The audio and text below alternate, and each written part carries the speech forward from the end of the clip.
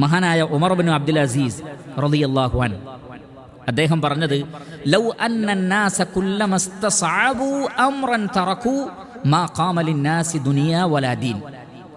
പ്രയാസം ഉള്ള കാര്യങ്ങളൊക്കെ മനുഷ്യന്മാർ ചെയ്യാതെ ഒഴിവാക്കുകയായിരുന്നെങ്കിൽ അവർക്ക് ദീനും ദുനിയാവും രണ്ടും കിട്ടുമായിരുന്നില്ല.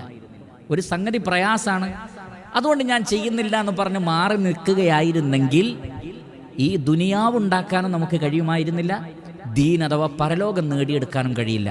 അതുകൊണ്ട് ദീനും ദുനിയാവും പരലോകവും ഇതൊക്കെ നേടിയെടുക്കാൻ ശ്രമകരമായ അധ്വാനം ആവശ്യമാണ്. അവിടെ അലസതയോ മടിയോ ദുർബലതയോ നമ്മൾ കാണിക്കാൻ പാടില്ല എന്നാണ്.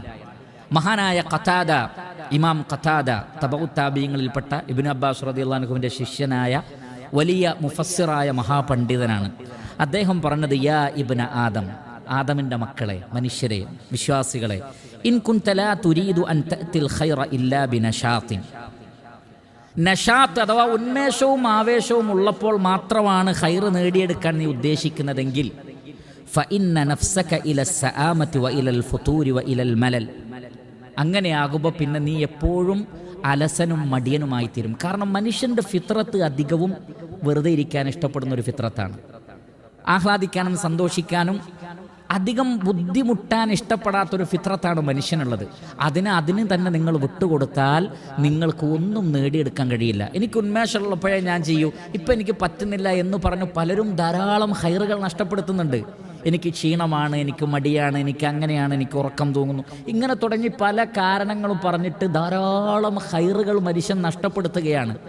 ഇങ്ങനെ നിനക്ക് 100% ഉന്മേഷമുള്ളപ്പോഴേ നീ നന്മ ചെയ്യൂ എന്നാണെങ്കിൽ ധാരാളം നന്മകൾ നിനക്ക് നഷ്ടപ്പെടും. അതുകൊണ്ട് വലാകിന്നൽ മുഅ്മിൻ, ഒരു മുഅ്മിൻ എന്ന് പറഞ്ഞാൽ അങ്ങനെ ആവാൻ പാടില്ല. മുഅ്മിൻ എന്ന് പറഞ്ഞാൽ മുതഹാമിലാണ്, മറ്റൊരു റിവായത്തിലുള്ളത് മുതശദ്ദിദാണ്. അവനവൻ്റെ ബാധ്യതകളിൽ കണിശ നിലപാടായിരിക്കണം. കണിശ നിലപാടുണ്ടാവണം. നമുക്ക് വിജയിക്കേണ്ട വിഷയത്തിൽ കണിശ നിലപാടുണ്ടാകണം.